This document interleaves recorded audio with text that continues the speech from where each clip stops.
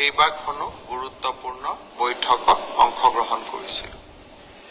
য'তেই মই যাওঁ তাতে আমাৰ আৰক্ষীত আবেদন কৰা ল'ৰা ছোৱালীসকলে মোক সুধি থাকে যে দাদা মামা পুলিচৰ ফিজিকেল ইণ্টাৰভিউ কেতিয়াৰ পৰা আৰম্ভ হ'ব। আমি অসম পুলিচত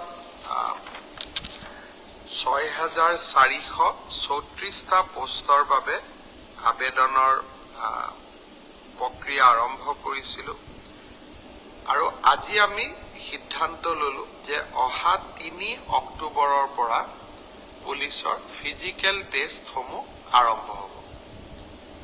গতিকে মই সকলোকে অনুৰোধ কৰিম যে বানপানীৰ যেতিয়াই পানী শুকাব আমাৰ খেলপথাৰসমূহ মুকলি হ'ব, আমি দৌৰা প্ৰেক্টিছ আৰম্ভ কৰিব লাগে, কাৰণ 3 অক্টোবৰৰ পৰা অসম আৰক্ষীৰ ফিজিকেল টেষ্ট আৰম্ভ হ'ব।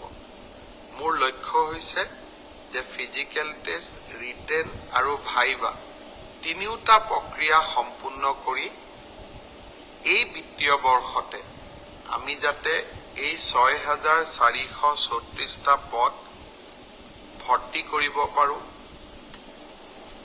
এটা সুন্দৰ নিযুক্তি প্ৰক্ৰিয়াৰ মাজেৰে ল'ৰা ছোৱালীক নিযুক্তি দিব পাৰোঁ